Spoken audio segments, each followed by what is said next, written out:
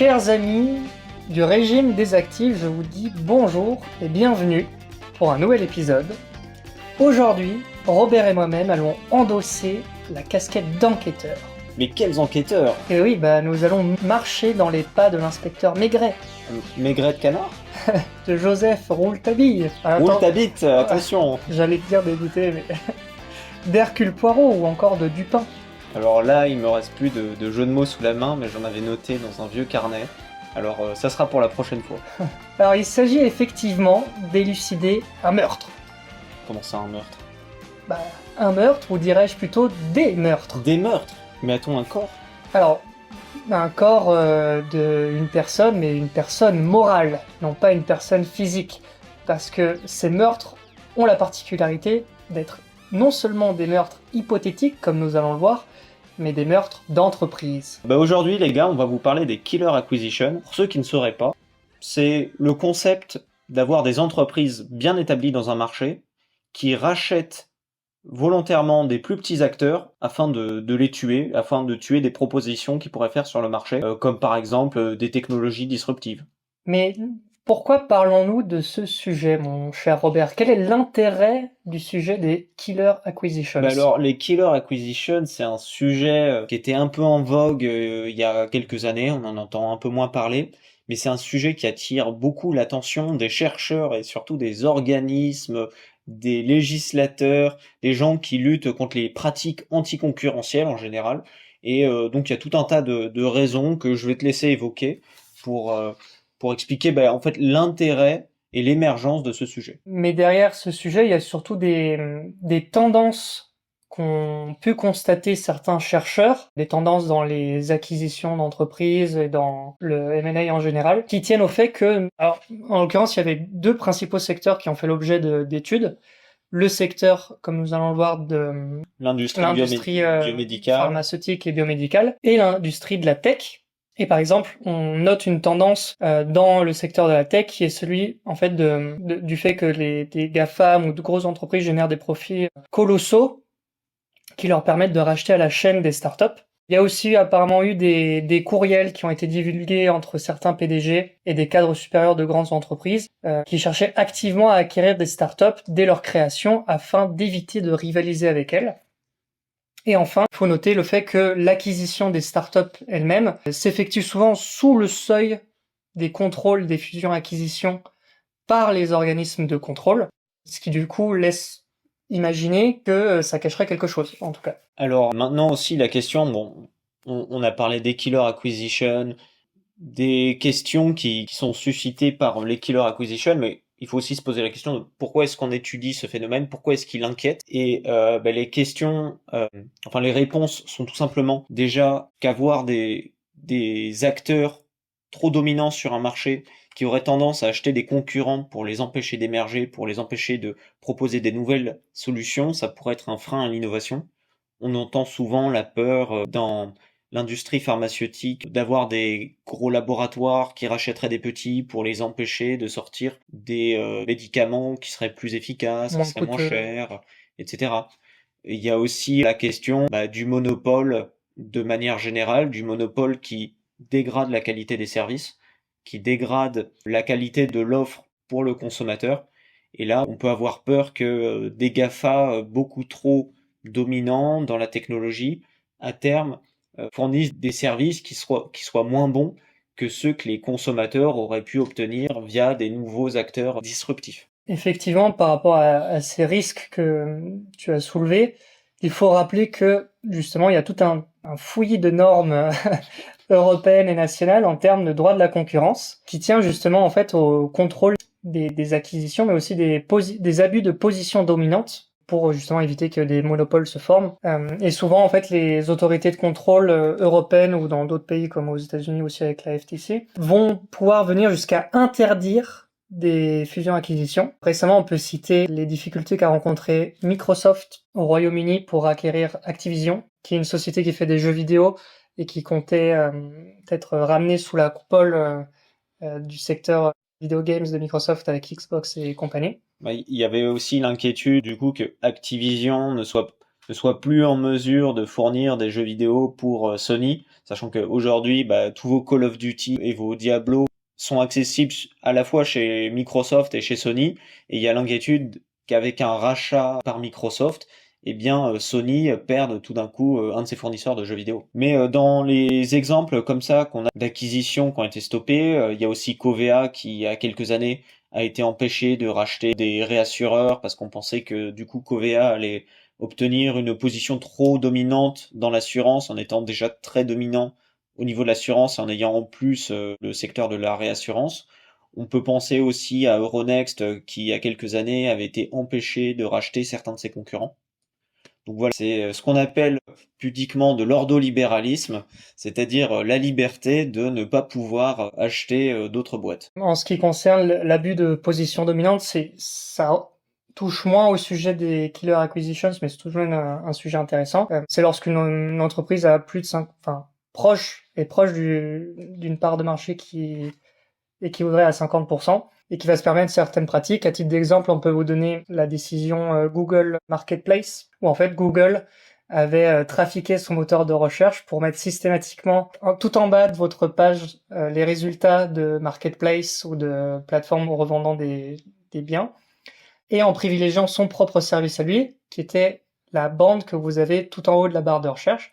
Et ça fait l'objet d'une condamnation, je crois que ça équivalait à plusieurs milliards d'euros. Alors il me semble qu'il n'y a pas encore eu de condamnation, mais il y a des affaires judiciaires aux États-Unis un peu équivalentes concernant les liens aux plateformes vidéo, et on soupçonnerait Google de mettre en avant YouTube au détriment de d'autres plateformes de streaming, les Dailymotion, les Odyssey et, euh, et tout autre ersatz de YouTube. Bon, on a parlé des killer acquisition, on a décrit le concept, la façon dont c'est vu, mais maintenant on se pose la question de est-ce qu'on a observé concrètement des killer acquisition, est-ce qu'on a été capable de caractériser le phénomène? Et aujourd'hui, il n'y a pas tant d'observations que ça du phénomène, et tout un tas de chercheurs ont voulu l'étudier en partant de données empiriques. Je pense que l'étude la plus importante qui a été faite dans le domaine est une étude qui s'appelle Killer Acquisition, produite par Colin Cunningham, Florian Indir et Sangma, concernant les killer acquisition dans le domaine pharmaceutique.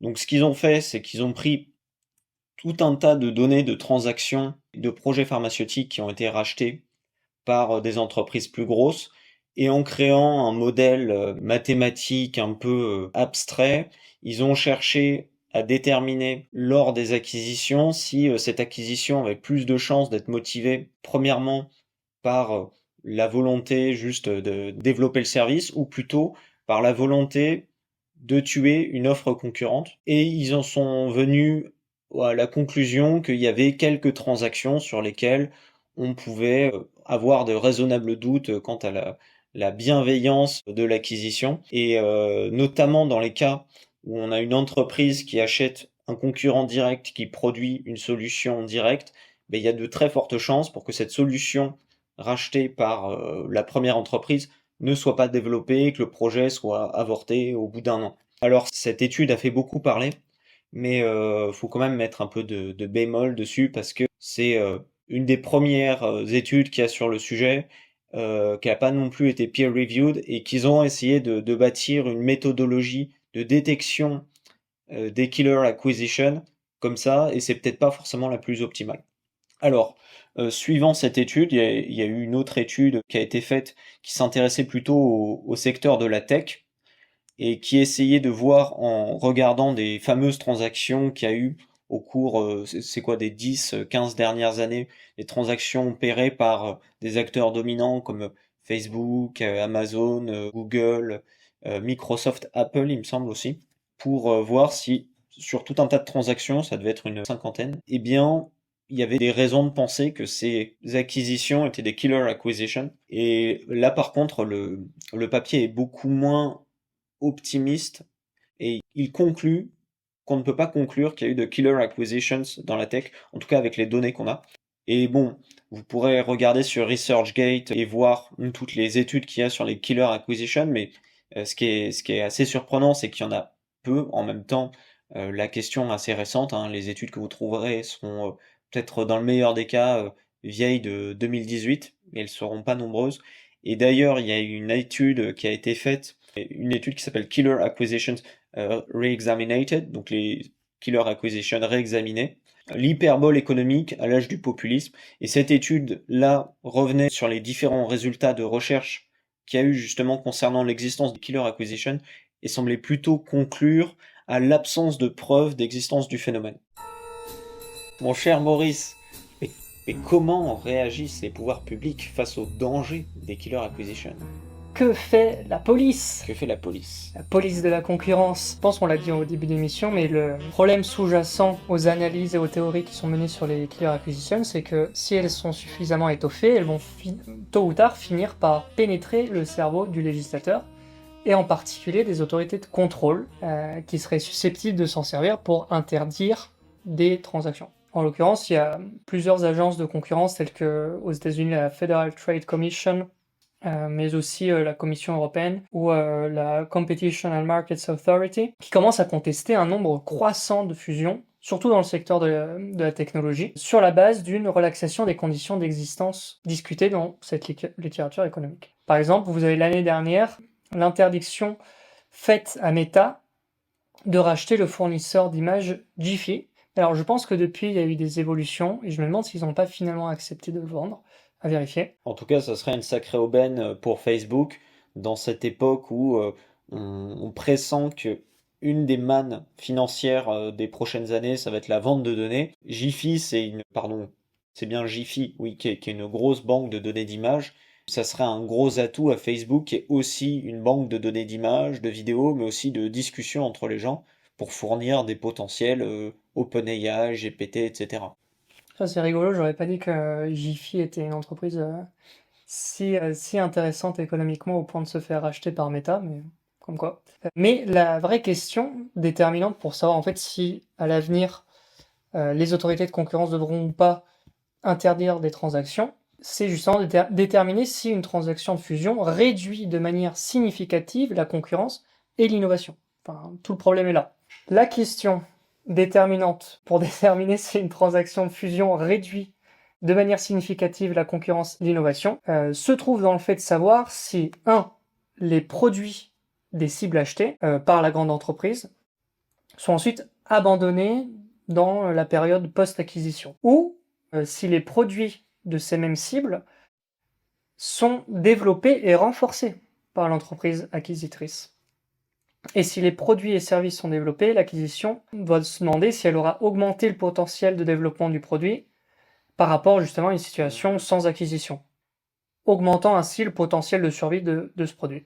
Ou sinon, de se demander si elle en a réduit ce potentiel de survie. Ce qui est une vraie question, mais ça soulève tout un tas de difficultés parce que lorsqu'un rachat a lieu et que derrière l'entreprise ou le produit racheté sont pas développés, c'est pas forcément parce que on n'avait pas l'intention de pas le développer. Ça peut être juste un mauvais examen de l'entreprise, ça peut être qu'on a fait une mauvaise évaluation ou que le hasard joue contre nous.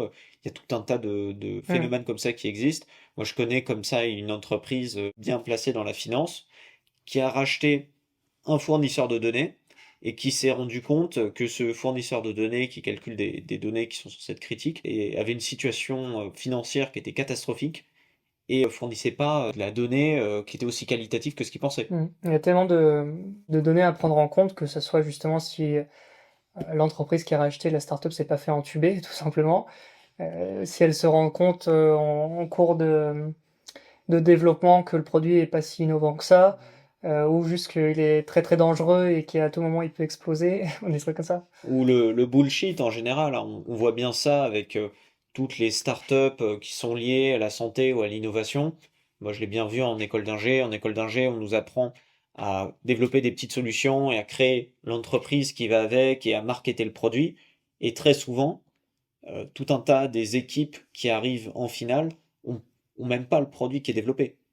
Et ce qui va jouer sur le fait que derrière, ils vont avoir du succès, ça va être la quantité de bullshit qu'ils vont être capables de délivrer. Et même en considérant qu'on n'est pas forcément dans du bullshit, quand on regarde toute la folie qu'il y a sur l'IA aujourd'hui, l'IA, on voit que c'est très bien, c'est génial, ChatGPT, c'est le futur.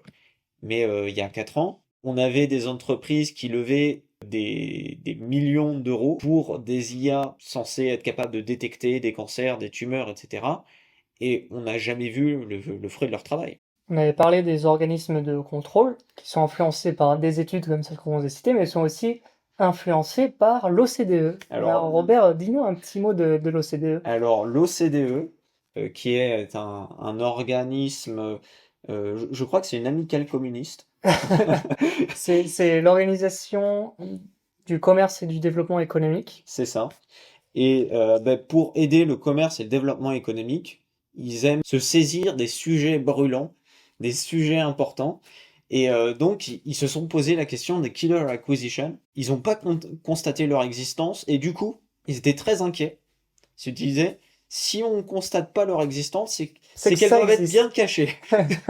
C'est qu'elles doivent être bien cachées. Et alors, pour les révéler au monde, ce qu'il va falloir, c'est créer des organismes qui vont vérifier les transactions pour détecter les killer acquisitions. Et lors des acquisitions, si nous, on n'est pas en mesure de prouver que l'acquisition est une killer acquisition, certaines personnes au sein de l'OCDE pensent même que c'est pas aux organismes de prouver qu'il y a killer acquisition. C'est aux entreprises qui font les acquisitions de prouver qu'ils ne font pas de killer acquisition. Ce qui est ce qu'on appelle une inversion de la charge de la preuve. Donc je te propose qu'on saute sur la conclusion. Pour conclure, je vais vous citer un article juridique qui a été mené par le professeur Thibaut Schreprel sur un site qui est très bien d'ailleurs si vous... Enfin, je doute que ça soit le cas, mais si jamais vous vous intéressez au droit de la concurrence, le site s'appelle Network Law Review. Et dans cet article, on constate que certes, il y a une hausse de l'acquisition de startups, mais ça ne veut pas dire que justement, ça soit pour les tuer, tout simplement. Et à cela, il faut rajouter le fait qu'il y a quand même le principe de liberté de la concurrence, de libre concurrence et liberté du marché, ce qui fait qu'une startup peut très bien refuser en fait de se faire racheter. C'est déjà arrivé ça, une startup qui refuse de se faire racheter? Ça arrive tous les jours. Quand tu es sûr de toi, ton service, de ton produit, tu peux dire non. Tu ne donneras pas ton argent, Bill Gates ou Zuckerberg. Et d'ailleurs, ça a été le cas avec le fameux refus de Yahoo de recevoir 1 milliard de dollars par Facebook. Et au-delà du fait qu'on ait une hausse des acquisitions de startups, il y a aussi une hausse des investissements dans les startups sans forcément les racheter. Et il semble raisonnable de penser que les propriétaires des startups sont moins enclins à vendre lorsqu'il y a de plus en plus de venture capital ou de venture capitalistes qui sont prêts à investir des centaines de millions de dollars. Merci les taux zéro, hein. Merci le quantitative easing. Bon, c'est peut-être fini pour les prochaines années. Moi, j'aimerais aussi ajouter qu'il y a une vraie difficulté avec le phénomène des killer acquisitions, c'est que peut-être qu'en théorie ça existe, peut-être qu'il y en a et qu'on les voit pas, mais le fait est que c'est très difficile d'étudier le phénomène. Ça fait pas forcément sens pour un chercheur a posteriori d'observer des transactions et de voir s'il y a une intention malicieuse, parce que l'entrepreneur, quand il va acheter une boîte et que le produit ne marche pas ou que la boîte marche pas et que c'est moins bien que ce qu'il pensait, eh bien il pouvait pas le savoir en avance. Et c'est très compliqué quand on a un entrepreneur ou un investisseur de faire des bonnes décisions. Et c'est pour ça que c'est surtout les gens qui ont beaucoup d'argent qui s'y risquent, parce que ils peuvent acheter plein de projets différents d'un coup et se dire au pire il y en a un qui va rentabiliser tous les autres. Mais moi il y a une question que je me pose, c'est de savoir en fait dans quelle mesure une grosse entreprise proche d'une situation de monopole, ce qui est quand même une situation rare. Il y en a, ça peut arriver, mais c'est quand même assez rare, tu vois. Et souvent c'est des entreprises qui innovent en permanence et qui justement n'auraient pas intérêt en fait, ou du moins, on peut voir théoriquement l'intérêt de la killer acquisition, où justement cette entreprise en situation de monopole, produit qui est peut-être défaillant, mais comme elle a le monopole, elle peut continuer de l'écouler, prix exorbitant, etc., et rachèterait la concurrence dans ce but-là. Mais comme cette situation est assez rare, je vois mal en fait une société qui ne rachèterait pas la startup juste pour s'accaparer le produit innovant, tu vois, juste pour continuer à être dominant sur le marché, mais grâce à l'innovation, et pas à la filouterie. Surtout que moi j'ai plutôt l'impression qu'on observe des grosses entreprises qui, pour chercher à se rénover, vont acheter des petites entreprises. C'est quelque chose qu'on voit particulièrement en France avec les grosses banques, les grosses assurances, qui grosso modo sont encore dans un système où la majorité de leurs clients sont des personnes d'un certain âge, on va appeler pudiquement des retraités, qui ont une certaine façon de consommer l'assurance ou la banque, mais ils sont face à des jeunes qui passent pas par les agences, qui veulent de l'immédiateté, qui veulent plus des paiements différés, etc., qui veulent pouvoir faire des virements quand ils veulent. Et il y a des startups qui répondent à ça. Et souvent, ces grosses entreprises vont racheter ces startups en se disant peut-être que c'est ça qui va être le renouveau. Et quand ces startups meurent, c'est peut-être la faute de l'entreprise qui achète, mais c'est pas forcément volontaire. Parfois, c'est juste une rigidité inhérente à nos mastodontes de nos entreprises. Et j'ajouterais à ça qu'on a beaucoup de cas de rachat qui se passent très bien. Les GitHub qui sont rachetés par les Microsoft, ça s'est passé très bien, les Minecraft, etc. Je vois pas de raison de s'inquiéter pour les Blizzard, Activision non plus. Et on peut penser aussi à YouTube qui s'est fait racheter par Google. YouTube, c'est génial. Bon, Ça a perdu en qualité quand même, mais on peut dire des choses d'un point de vue des politiques de contenu, mais d'un point de vue technique, YouTube aujourd'hui, c'est sans doute beaucoup mieux que ça aurait pu être si c'était resté indépendant, sachant qu'ils avaient plein de procès au cul concernant les questions de droit d'auteur. Alors, je tiens à ajouter aussi que proposer une régulation pour un phénomène qui est aussi peu caractérisé que les killer acquisition, sachant qu'en plus, comme le disait mon cher Maurice, il n'y a pas de raison vraiment économique qui nous laisse penser qu'il y a eu des killer acquisition et que si elles ont eu lieu, elles ont eu un impact néfaste, parce qu'on voit les différents investissements qui ont explosé dans les startups via le venture capitalism. Et donc, prendre le risque de légiférer avec des gens qui connaissent pas le système du venture capitalism, qui savent pas caractériser le domaine, ça serait déjà un gros frein au progrès. Et à côté de ça, en fait, ça pourrait justement créer ce risque du faible investissement dans les startups, et ça pourrait laisser juste les gros acteurs en mesure de racheter les petits. heureusement que notre président Macron est là pour garantir la Startup Nation. La Startup Nation qui résiste bien apparemment à la récession. Il ne faut toucher à la loi que d'une main tremblante. Moi, j'aimerais quand même laisser une petite note d'ouverture parce que, voilà, on a parlé du cas de l'entreprise qui rachète un concurrent dans la volonté diabolique de détruire ce concurrent pour éviter justement qu'il lui fasse concurrence. Mais est-ce que ça peut exister?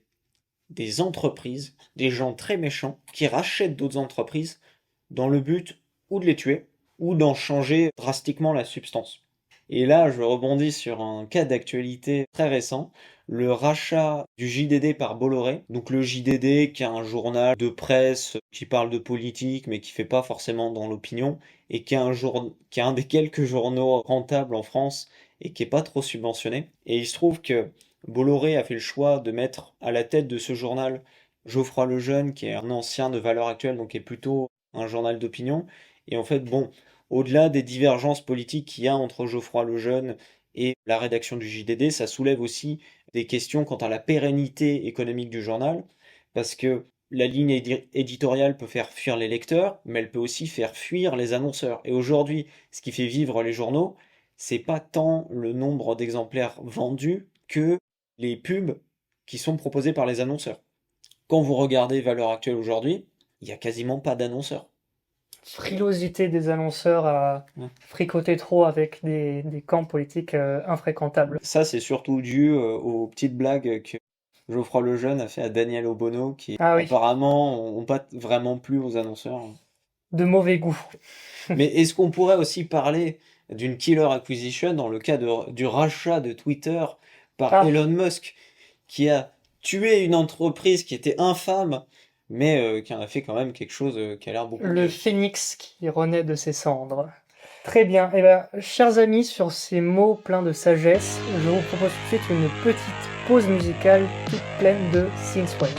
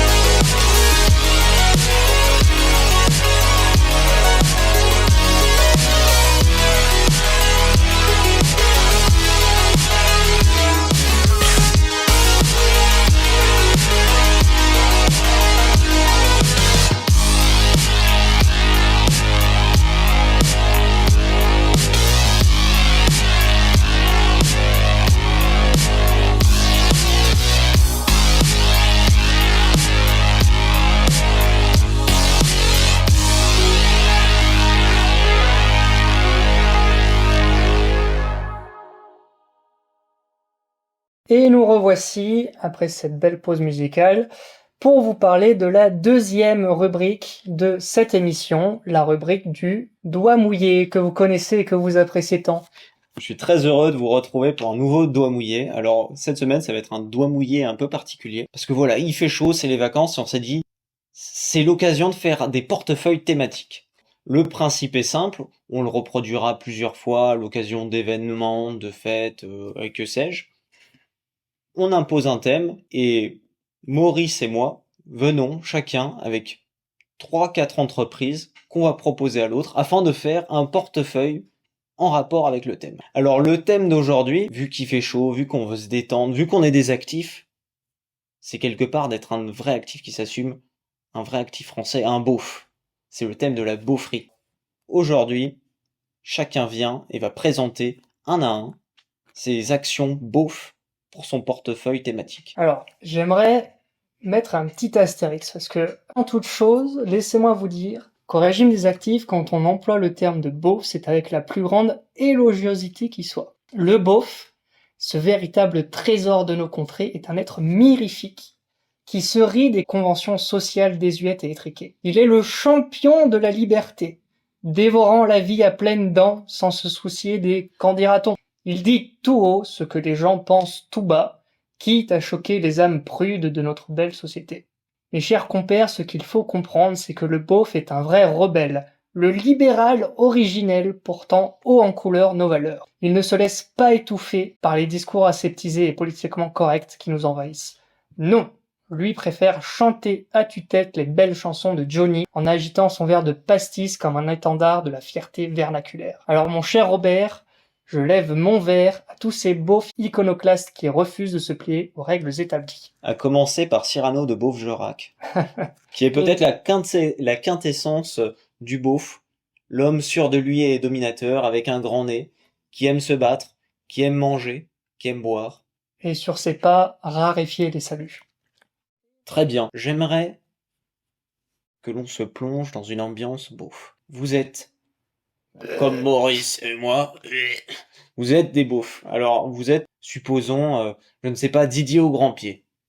Ou Apollon le Breton. Ou Apollon le Breton. Vous êtes un beauf sûr de lui et dominateur, qui a passé son année à trimer, et qui va enfin profiter des vacances avec ses potes. Et alors, il s'apprête à rejoindre son pote. Voilà, on commence, on part de Robert le beauf qui va rejoindre Maurice le beauf. Il est chez lui, et il se prépare à sa soirée avec Maurice.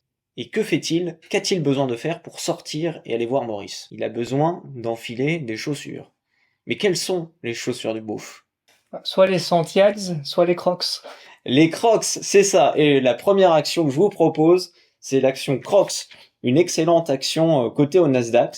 Donc Crocs, pour ceux qui chercheraient, le ticker c'est CROX, et qui est une boîte qui a une très jolie croissance, et qui est pas très chère en ce moment. Le PER aux alentours de 10, là où la moyenne c'est plutôt 15. Et à côté de ça, qui a des jolies marges nettes, on est sur du 15%, c'est très bien. Alors l'entreprise est un peu endettée, mais à côté de ça, comme je vous disais, jolie marge, elle a un bon retour sur capitaux propres qui est à 50%, ce qui est quand même très gros, et elle ne verse pas de dividendes. Alors maintenant, mon cher Maurice, que fais-tu, toi, beauf, de ton côté, avant de rejoindre ce bon vieux Robert le beauf?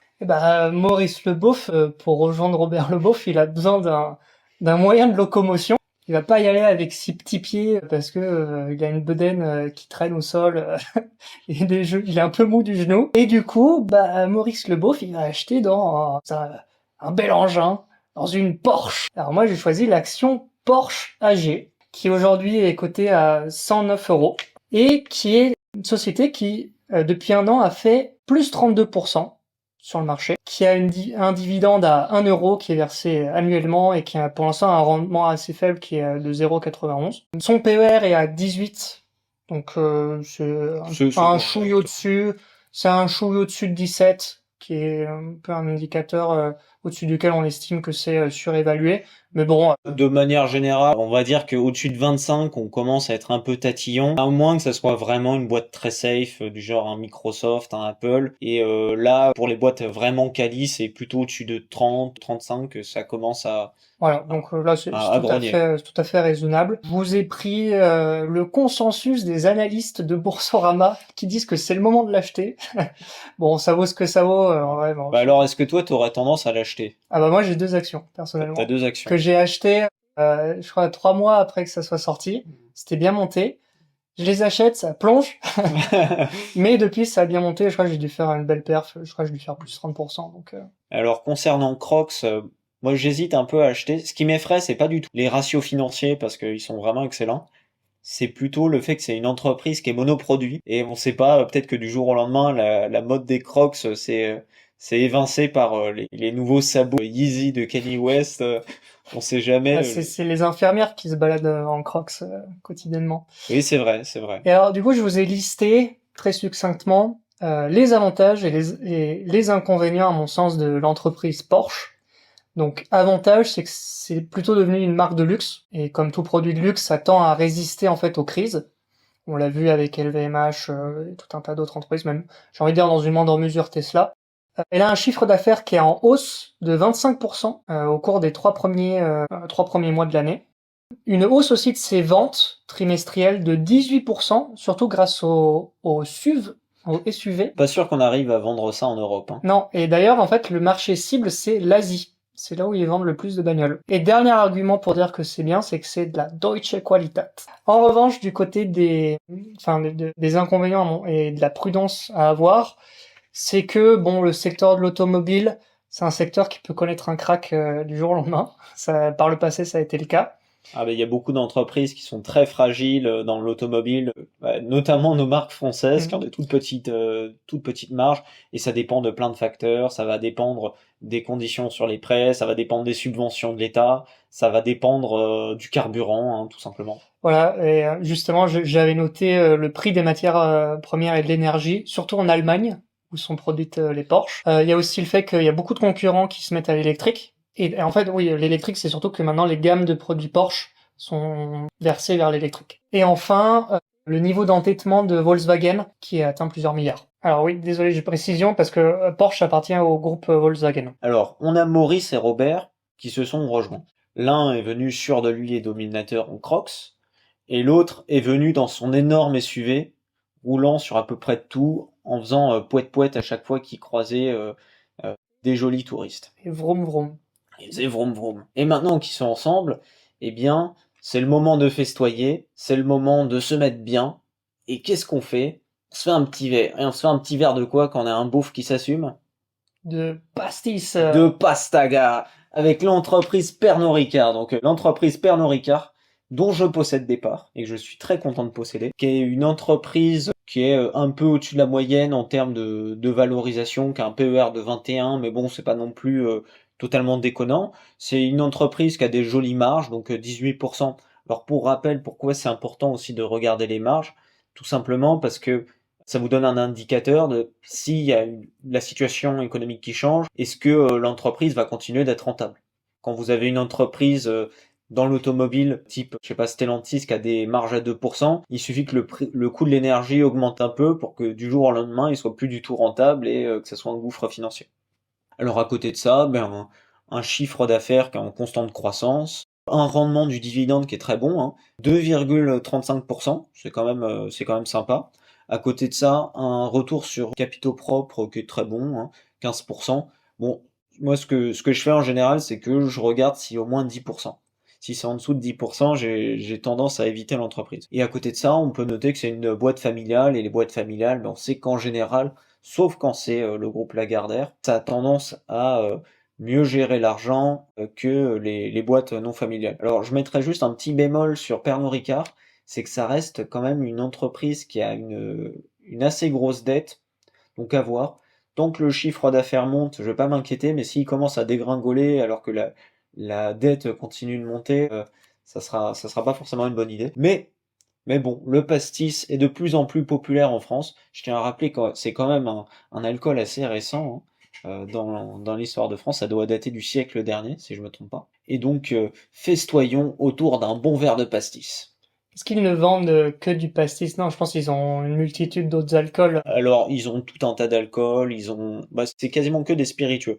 Donc, ils ont d'autres pastis comme Pastis 51, mais ils ont aussi du rhum. Ah, pastis 51, ça appartient à Pernod Ricard. Ouais, ça appartient à Pernod Ricard, ouais. Et donc là, on peut parler peut-être d'une killer acquisition. Et bah écoute, voilà, donc Maurice et Robert, les beaufs, sont en train de trinquer joyeusement avec un bon verre de pastaga, pas trop mouillé quand même, faudrait pas... on a déjà pris notre douche ce matin, tu vois. Et puis, comme on dit, plus on voit flou, plus on rit, hein. Et quand soudain, on toque à la porte. Toque à la porte. Alors Maurice se lève, il titube, il ouvre la porte, et là, c'est le percepteur! C'est l'URSSAF, le fisc, qui est venu le racketter. Dans ce cas-là, il n'y a qu'une chose à faire, c'est sortir son calibre 12 et lui coller une balle entre les deux yeux. Et plus généralement, se servir de son armement. Et moi, j'ai choisi comme dernière action l'action de Lockheed Martin. Bon, alors là, c'est un calibre un peu plus élevé, hein, parce que C'est plutôt des grosses fusées. là, c'est des grosses fusées. Alors Lockheed Martin, c'est une entreprise américaine de défense principalement, qui est spécialisée justement dans l'aéronautique, qui représente 40% de son chiffre d'affaires, mais aussi dans la vente de systèmes électroniques et tactiques, notamment pour des sous-marins. Ça, c'est 25% de son chiffre d'affaires. Et elle a aussi un département pour le spatial, qui est pareil, 20%, et des missiles. Voilà. Donc l'action aujourd'hui, elle se vend à 450$, ce qui est assez élevé, mais vous pouvez l'acheter en fractionné. L'action brute, c'est $3 trimestriel, sur une base trimestrielle. Le dividende. Oui. Qu'est-ce que j'ai dit? L'action. Je voulais dire le dividende, pardon. Le dividende, c'est $3, ouais. Qui est tombé récemment. J'en atteste. Et qui, depuis un an, a également fait 30% en bourse. Merci la guerre en Ukraine. Hein. Voilà, donc justement, je vous ai noté les avantages. La guerre en Ukraine, enfin, avantages. Choses qui permettent pas pour tout le monde. Hein, voilà, clairement. pas pour tout le monde. Des choses qui pas pour permettent les Ukrainiens. Hein. Des choses qui permettent de justifier la montée de l'action. Donc il y a justement le fond de tension international, que ce soit avec l'Ukraine, avec la Chine, la Corée du Nord, dont à chaque fois les USA sont un peu les antagonistes en fond de toile. Mais d'autres avantages à cette entreprise, c'est le fait qu'elle soit une entreprise qui innove énormément. Et souvent, le secteur de l'armée est pionnier dans certaines innovations. On n'a qu'à penser au micro-ondes, tout un tas de choses. Et il faut souligner aussi que les budgets de recherche dans l'armée aux États-Unis sont beaucoup plus gros qu'en Europe, que les budgets juste de l'armée sont immenses, sont très au-dessus de ceux de tous les autres pays, et que, alors c'est peut-être pas très libéral de profiter de cette situation, mais il faut noter juste que aux États-Unis, l'État investit énormément dans le militaire et qu'il y a moins des risques comme en France dans les entreprises dépendant énormément de l'État, que du jour au lendemain la politique change et que ces entreprises cessent d'être rentables. Donc, moi, les quelques entreprises étatiques que j'ai dans mon portefeuille, c'est des entreprises qui dépendent de l'État américain. Surtout pas l'État français, hein, surtout pas. Et à titre d'actualité récente, on peut noter qu'il y a eu un partenariat avec l'Arabie Saoudite pour les fournir en armes, notamment, et le fait que ils ont annoncé un programme de recherche sur tout ce qui touche à la fusion nucléaire et aux centrales nucléaires. Donc pour diversifier encore un peu plus leur activité, surtout dans un secteur prometteur à mon sens. Et enfin, pour ce qui est des désavantages, ce que tu disais du fait que Lockheed dépend essentiellement de l'État américain, bah moi je l'ai mis dans un désavantage, parce que ils dépendent de la santé économique du pays et surtout de ses besoins en armement. Donc si aujourd'hui les besoins en armement des États-Unis sont toujours très élevés, le doigt mouillé fait que on peut pas prédire l'avenir. Et qu'il y a aussi une grande concurrence dans ce secteur qui fait partie des éléments à surveiller parce que les autres fabricants sont de plus en plus représentés et présents sur le marché.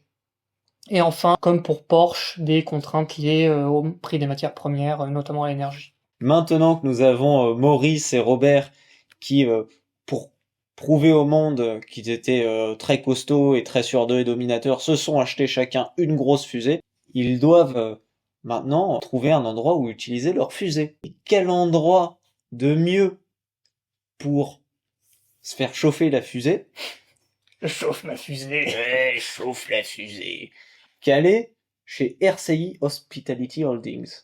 Alors qu'est-ce que c'est que RCI Hospitality Holdings? C'est le premier acteur mondial des strip clubs, Ah oui, je des m'en clubs de souviens. charme. Et donc, c'est une holding donc qui possède énormément de bars, de strip clubs et d'autres choses, qui va toucher des loyers, qui va toucher des bénéfices, des transactions, parce que des consommateurs de qualité fréquenteront leur club de gentilshommes. C'est sous forme de franchise? J'ai pas regardé. J'ai pas regardé. Mais donc c'est une holding que vous pouvez trouver assez facilement. Elle est pas sur tous les courtiers, mais vous pourrez la trouver sur le courtier Trade Republic. Ça sera pas sur du eToro, du Bucks ou du Trading 212. Et c'est une boîte qui a bizarrement d'excellents fondamentaux. Alors déjà elle est pas trop chère. Le PER est à 16, donc on est dans la moyenne. À côté de ça, elle a de très grosses marges, on est à 17%.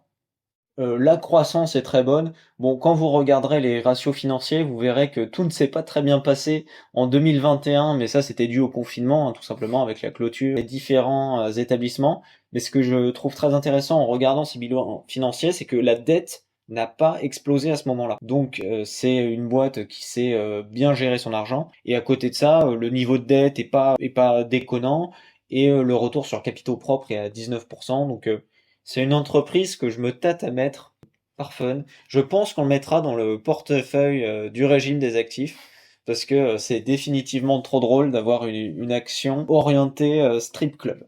Et je pense, moi, j'ai pas de troisième action à présenter. Bon, je peux faire les mentions honorables que j'ai en fin de compte renoncé à vous présenter. Il y avait d'abord Philip Morris, parce que voilà, à côté du verre de Ricard, il faut la petite clope au bec. Mais bon, si ça me pose pas de problème de faire la promotion des strip clubs, je pense que le tabac c'est un peu plus nocif. Et surtout que l'action performe très mal, donc à éviter. Et je cherchais moi également à vous présenter une société liée aux alcools et aux spiritueux parce que je pressentais bien que ce cher bon vieux Robert allait présenter Pernod. Et je me suis rendu compte en fait que celle que je voulais vous présenter qui est alors, Moët Hennessy, en fait c'est juste LVMH. C'est le MH de LVMH. Donc Bon, c'est regroupé c'était pas forcément un mauvais choix non, c'était parce pas un mauvais choix, mais c'était regroupé sous le chapeau LVMH, et du coup, ça perdait le côté beauf, tout simplement. oui, bon après avec du champagne, on sait bien, il y a des gens qui vont boire du champagne à la mer en Hum, étant dans un maillot fluorescent, ouais. du champagne dans un club de gentilhomme qui te permet de te montrer et de montrer aux autres que tu es quelqu'un de très important, ça fait sens. Et donc moi je terminerai en parlant de l'ambiance. Nous sommes dans notre club de gentilhomme. Nous avons une Philip Morris à la main et une coupe de champagne Veuve Clicquot du groupe LVMH dans l'autre, De Champomy. de Champomy. Qu'est-ce qui nous manque? Il y a des jolies filles qui dansent, mais qu'est-ce qui manque? Il manque l'ambiance. Et l'ambiance, elle est essentielle dans un club de gentilshommes, et l'ambiance, elle est fournie par la musique. Or, qui fournit la musique? Universal Music Group. Toutes les musiques de beauf que vous pouvez chercher, que ça soit de la pop, du rap, des chansons françaises flinguées ou pas. Tiroli Pimpon sur le Chihuahua. Exactement, c'était eux. Bon, ça on n'est pas sûr. Universal Music Group détenu principalement par Vivendi et Bolloré, sachant que Vivendi c'est aussi Bolloré, Encore lui. et qui elle par contre est un peu moins ruisselante quand on regarde les cours et les fondamentaux. Première chose, quand vous regardez les cours, vous voyez que depuis son introduction en bourse, elle s'est plutôt cassé la gueule. Deuxième indicateur, son PER, donc son prix par rapport à ses revenus est très élevé. Il est à 45, donc on est au-dessus de Apple et de Microsoft, ce qui est pas bien du tout. Mais, il y a quand même des qualités. Alors, premièrement, le chiffre d'affaires a tendance à croître, ce qui est quand même une belle chose. À côté de ça, il y a un dividende avec un rendement qui est parfaitement honorable, on est sur du 1,61%. Et à côté de ça, le retour sur capitaux propres est à 50%, ce qui est très bien. Mais c'est une entreprise que je prendrais pas, déjà parce qu'elle est chère, comme on l'a dit, et à côté de ça, parce qu'elle a des petites marges. Elle est que sur du 7% de marge. Alors peut-être qu'on n'a pas assez d'historique de données financières de la boîte pour juger de si c'est pertinent ou non. Mais bon, quand on est dans des périodes d'incertitude comme c'est maintenant, moi je vais me contenter d'écouter la musique de Universal, mais je vais pas mettre des billes dans cette boîte. Bon, sur ce, on vous laisse, on va au club de gentilshommes. Je sais- À la tienne, Robert. Surtout, n'oublie pas d'écouter le régime des actifs. N'oubliez pas, le passé c'est bien, L'avenir, c'est mieux. et la petite meuf là aussi. Pas toucher-la, moi. Ouais.